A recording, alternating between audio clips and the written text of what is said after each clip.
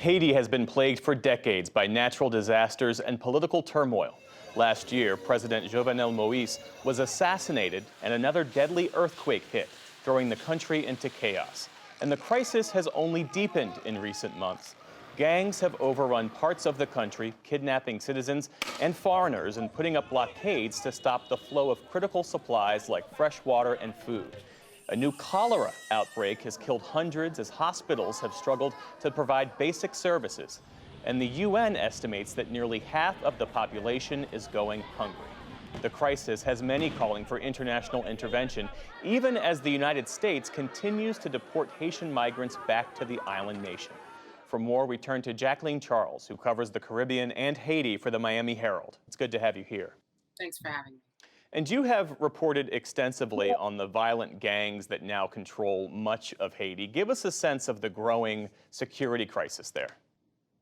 It is indeed a growing security crisis. I mean, we are seeing reports of massacres that are happening not just in Port-au-Prince, but also outside of Port-au-Prince. Just a few days ago, in one particular town, you have at least a dozen people who have been killed, 11 of them residents who were massacred by armed gangs. The 12th individual was actually a gang member, according to the mayor in an interview I did with him. But people are living in fear. We had a 2-month blockade of the country's key oil terminal, and while that is no longer the case, the reality is that kidnappings continue, so does the gang violence, and Haitians really don't feel safe at all. How is the country and how is the international community working to address this crisis? Well, the United States, penned two resolutions at the UN Security Council. One was for sanctions.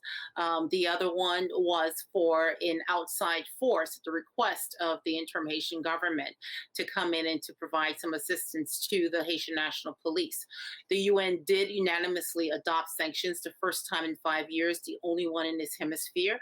But the reality is that the request for an armed intervention force to go into Haiti, right now, we're not seeing that. It remains stalled at the United Nations Security Council. We are hearing that there just aren't any takers. The U.S. supports this, but it doesn't want to lead this effort.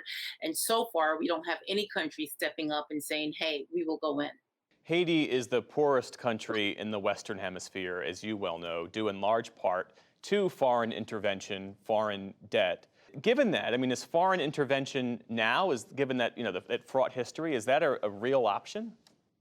I don't know if we can say that Haiti's, poverty is the result of foreign intervention. I mean, yes, Haiti has had different countries intervening, including in 1915 with the United States, that went into Haiti, and it went in and it created the present day, tax collection agencies and other structures that exist in Haiti today are a result of the U.S. involvement in Haiti in 1915. That remains a controversial point of contention for some people. They see it differently, including the most recently by United Nations peacekeepers. When you say to Haitians, do you want a foreign occupation? Yeah, they're going to tell you no. They see their country as being sovereign despite the problems. But when you say to Haitians, hey, do you want some assistance for your security forces? You will hear from people, yes. We're not talking about the politicians or the people that have the microphone. We're talking about the mother who is worried about her child being raped or killed or kidnapped when that child has to go to school. We have had children who have not been able to go to school. We have a lost generation in this country.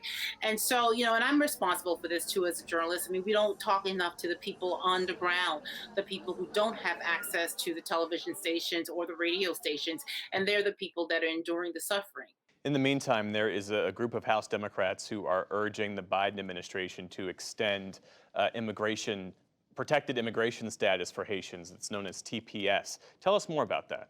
After last year's assassination of Haitian President Jovenel Moïse, the Biden administration did extend temporary protected status, which basically give nationals of the countries that are designated to the right to live in the United States temporarily, but to also work here legally. And what we're seeing here is that there were a number of Haitians, thousands of Haitians, who arrived after that designation, which the effective cutoff date was July 29th. So that did not involve the people who left after the deadly earthquake, which was 5 weeks after the assassination, or the flows that we have been seeing coming to the shores of Florida and Puerto Rico on boats. We're in the largest Haitian migration crisis in 18 years. And so, what advocates are saying is they want to have it redesignated so that you can have additional individuals who can qualify. Otherwise, they're here, they're undocumented, they're out of status, and they don't know, what's going to happen to them next. Jacqueline Charles covers the Caribbean and Haiti for the Miami Herald. Thanks so much for your time. Thank you.